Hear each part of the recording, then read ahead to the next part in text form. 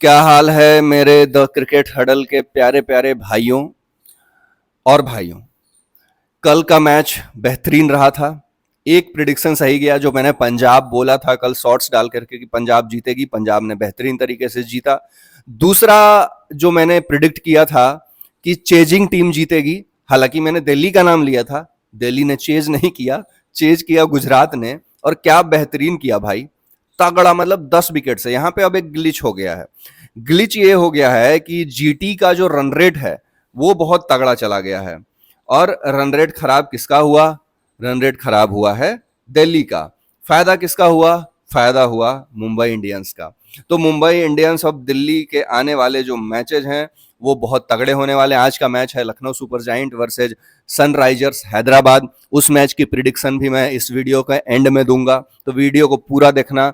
पूरी एनालिसिस आज होगी और आज कौन जीत सकता है, क्यों जीत सकता है और क्यों हार सकता है, उसकी भी एनालिसिस मैं करूंगा। लेकिन सबसे पहले ये जानना होगा कि जो कल का मैच हुआ था वो कितना इम्पैक्ट डालेगा। इम्पैक्ट बहुत डालेगा, क्योंकि नेट रन रेट में डीसी अभी भी पॉजिटिव पे है, बिल्कुल गर्त में नहीं चली गई है, माइनस में नहीं चला गया है, पॉजिटिव रन रेट ही है।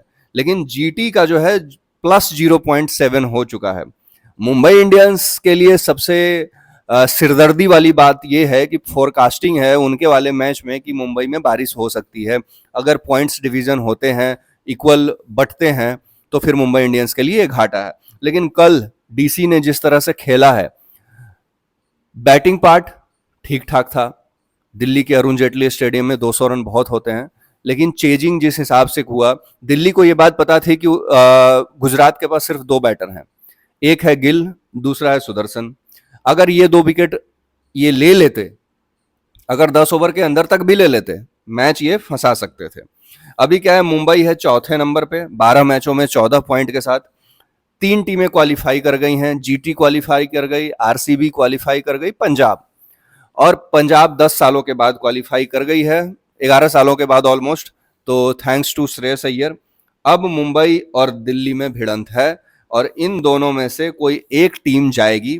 चांसेस जो मैंने पहले कहा था कि मुंबई के हैं, जो मैंने अपने लास्ट वीडियो में एक कहा था कि भाई जो टॉप की 4 टीम दिख रही है वही जाएगी। और टॉप की 4 टीमें कौन थी? यही थे, आरसीबी थी, पंजाब थी, जीटी थी, मुंबई थी। तो इनके जाने के चांसेस ज्यादा हैं। लेकिन सबसे पहले मैं बात करूंगा श्रेयस अय्यर की भाई, क्योंकि बात होनी भी चाहिए। जिस खिलाड़ी ने डोमेस्टिक सर्किट में सारे टूर्नामेंट जीते हों, एज ए कप्तान, करियर के प्राइम फॉर्म में चल रहा हो। ये अलग बात है कि गौतम गंभीर को नहीं लगता है कि बेचारे को ए टीम में डालना चाहिए, क्या पता सीधा सीनियर टीम में आ जाए टेस्ट टीम के। लेकिन मुझे लगता है कि तीनों फॉर्मेट का सबसे बेहतरीन खिलाड़ी, तीनों फॉर्मेट खेलने वाला सबसे बेस्ट बैट्समैन और कप्तान भी साबित हो सकता है। हालांकि आप मीडिया ब्रांडिंग पे चलते हो, प्रिंस बाबू को आगे बढ़ाया जा रहा है एज ए टेस्ट कप्तान। श्रेयस अय्यर जब दिल्ली के कप्तान बने थे ना, तो दिल्ली प्लेऑफ में पहुंची थी। कितने सालों बाद पहुंची थी? 7 सालों बाद। 7 साल के बाद दिल्ली को प्लेऑफ में पहुंचाने वाला कप्तान था श्रेयस अय्यर।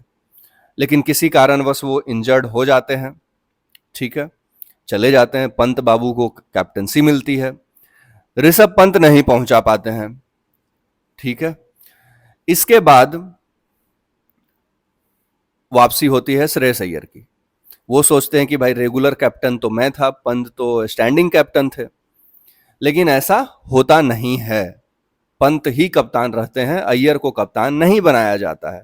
जबकि एक्सीडेंट के बाद जब एक्टिंग कैप्टन डेविड वार्नर थे दिल्ली के, उसके बाद जब ऋषभ पंत आए तो ऋषभ पंत को कप्तानी दे दी गई थी। लेकिन ऐसा श्रेयस अय्यर के साथ नहीं किया गया था, श्रेयस अय्यर को वापस से कप्तानी नहीं दी गई। श्रेयस अय्यर अगले साल ऑक्शन में जाते हैं और कलकत्ता उनको खरीद लेती है।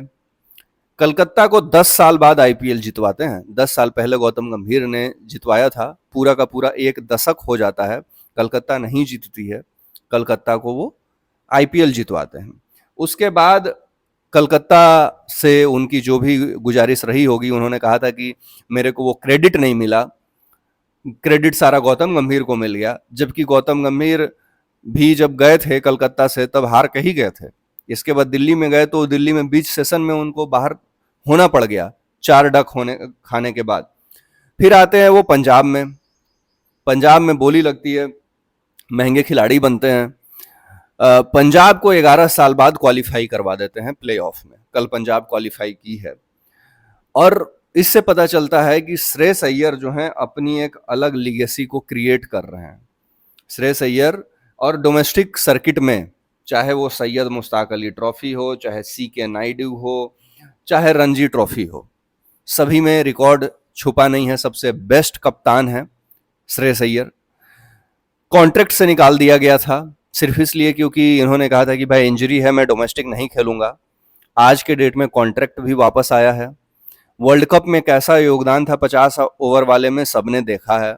आज के डेट में मिडिल ऑर्डर का चौथे नंबर का सबसे बेहतरीन बल्लेबाज अगर युवराज सिंह के जाने के बाद कोई आया है, सुरेश रैना के जाने के बाद कोई आया है, क्योंकि कभी सुरेश रैना खेलते थे, कभी युवराज सिंह खेलते थे, तो मुझे लगता है कि वो चौथे पांचवें नंबर पे अगर कोई बल्लेबाज उस कैलिबर का है आज के डेट में, मैं कंपैरिजन तो नहीं कर सकता, लेकिन अगर उस कैलिबर का है तो श्रेयस अय्यर है। तो full credit to Shreyas Iyer जो जिसने पंजाब को 11 साल बाद क्वालिफाई में एंट्री करवाई है। अब मुद्दे पे आते हैं कि 4 टीमें कौन होंगी। तो मेरी 4 टीमें हैं भाई। पहला RCB, दूसरा पंजाब, तीसरा आपका गुजरात, चौथा मुंबई इंडियंस पे मैं दाव खेल रहा हूं, दिल्ली पे नहीं खेल रहा हूं। क्योंकि दिल्ली अगर अपने घर में ही इतना बुरा खेलेगी यार, 10 विकेट से हार जाएगी, ये पता होते हुए भी कि अगली टीम के पास सिर्फ 2 बल्लेबाज हैं। अगर वो 2 विकेट ले लेते हैं तो फिर हम मैच में आ जाएंगे। 200 स्कोर चेज करने हैं, 201 चेज करने हैं। अरुण जेटली स्टेडियम में टफ हो जाता है। हालांकि कल मौसम अनुकूल था, कल हवा भी थी, दूसरा थोड़ा ओस भी होगा क्योंकि मौसम क्लाउडी हो गया था, लेकिन ये एक्सक्यूज नहीं है। दिल्ली के पास बॉलर थे, अच्छे बॉलर थे। 10 विकेट में से उनको 3 विकेट लेने थे, पहले 2 तो लेने ही लेने थे, बीच के 1 विकेट ले लेते, मैच खत्म था। इनके पास और कोई था नहीं। सरफेन रदरफोर्ड बीच में आते, तो इसलिए मैं कह रहा हूं। तो ये चीज दिल्ली नहीं कर पाई, तो ये दिखाता है कि दिल्ली बड़े मैचों में चोक कर सकती है।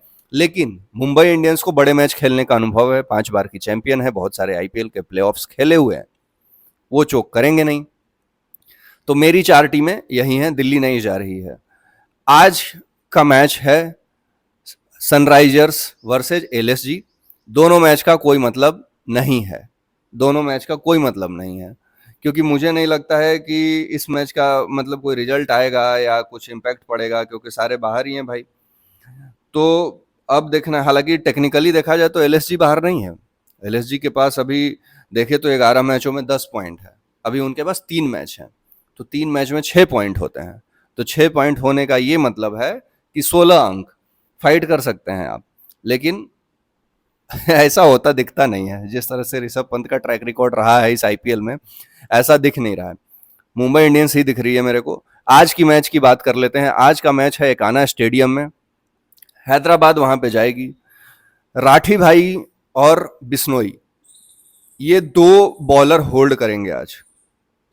और राठी और बिश्नोई के रहने से जो हैदराबाद का मिडिल ऑर्डर है वो चोक कर सकता है। एक ही बंदा स्पिन को अच्छा खेलता है, वो है क्लासेन। स्पिन के अगेंस्ट में चोक करते हैं। 2 मैचों में KKR ने दिखाया था आपको, मुंबई इंडियंस ने भी दिखाया इनको। तो ये स्पिनर अच्छा नहीं खेल पाते हैं। एक ही बंदा है जो स्पिन को अच्छा खेलता है, वो है क्लासेन। राठी 4 ओवर निकालेगा, बिश्नोई भी निकाल लेगा, तो 8 ओवर। दूसरा, हैदराबाद के पास कोई इतने बड़े स्पिनर है नहीं जो एकाना के स्टेडियम में मतलब वहां पे पकड़ बना सकें। ले दे के अभिषेक शर्मा से उनको करवाना है बॉलिंग बीच बीच में, ठीक है। तो हैदराबाद की फॉर्म भी नहीं लगी हुई है। दूसरा, उनके खिलाड़ी सारे आउट ऑफ फॉर्म है। तीसरा, कॉन्फिडेंस एकदम से डाउन है। होम ग्राउंड पे खेलेगी लखनऊ। लखनऊ फॉर्म में है, उसके बैट्समैन जो है फॉर्म में हैं। बैट्समैन उसके अगर रन बना देते हैं तो इनके लिए बड़ी दिक्कत हो जाएगी। तो मैं आज अपनी टीम को चुन रहा हूं। आज मेरी टीम होगी लखनऊ सुपर जायंट, LSG आज का मैच जीतेगी। हालांकि एकाना में एक सबसे बड़ी बात यह है कि जो टीम चेज करेगी, अभी भी बता रहा हूं, मेरी टीम है लखनऊ, मैं लखनऊ को सपोर्ट कर रहा हूं, लेकिन जो टीम चेज करेगी ना वहां पे, उसके जीतने के चांसेस ज्यादा हैं। ये ध्यान में जरूर रखिएगा, क्योंकि ओस आती है रात में, और लखनऊ में अच्छा खासा ओस पड़ता है रात में, तो जो भी टीम चेज करेगी उसको एडवांटेज तो है ही है। टीम अपनी मैं लखनऊ भले रख रहा हूं, लेकिन मैं ये भी बोल रहा हूं जो टीम चेज करेगी उसको ज्यादा एडवांटेज है, वो कर लेगी वहां पे चेज। हालांकि इस मैच के रिजल्ट से थोड़ा बहुत जो कंपटीशन बढ़ेगा वो बढ़ेगा कि भाई लखनऊ अगर जीत जाती है और अपने तीनों मैच जीतती है तो फिर दिल्ली मुंबई पे प्रेशर क्रिएट हो जाएगा। तो इंटरेस्टिंग होगा देखना कि आज के मैच का रिजल्ट क्या निकल के आता है। मेरी टीम है लखनऊ और डेटा ये कहता है कि जो टीम चेज करेगी उसके जीतने के चांसेस ज़्यादा हैं। अब बात कर लेते हैं कल वाले मैच की, जिसमें पंजाब ने बेहतरीन खेल दिखाया, लेकिन पंजाब के बेहतरीन खेल में एक लड़का है जिसका नाम मैं लेना चाहता हूं, वो अपोनेंट टीम का है, राजस्थान रॉयल का है, वैभव सूर्यवंशी। भाई साहब 40 रन की पारी खेली, लेकिन उस लड़के ने ये दिखा दिया है कि सिर्फ वन मैच वंडर नहीं है, वो लंबी रेस का घोड़ा है भाई। यार तुम मार्को जैनसन को खेल रहे हो, तुम इतने कॉन्फिडेंस से खेल रहे हो ना, प्रॉपर इंटरनेशनल बॉलर है वो साउथ अफ्रीका का, उस बॉलर को इतने कॉन्फिडेंस से लड़का खेल रहा था, 17 साल का लड़का है यार, मतलब दिल जीत लिया है उसने। और उसकी जो पारी थी ना, मुझे सबसे इंटरटेनिंग पारी लगी।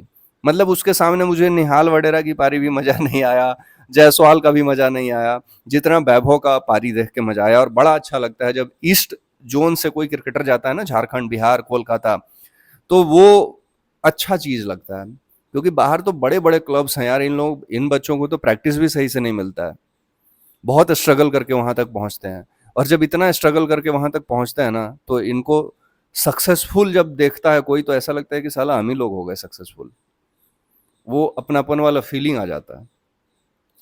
तो आज का एनालिसिस यहीं समाप्त करता हूं। चैनल को लाइक कीजिए, सब्सक्राइब कीजिए, बेल आइकन के बटन को जरूर दबाइएगा, और रात को 10 बजे लाइव जुड़ जाएंगे एलएसजी वर्सेज एसआरएच के मैच में। तो लाइक शेयर सब्सक्राइब जरूर करना, बेल आइकन के बटन को दबाना नहीं भूलना। धन्यवाद।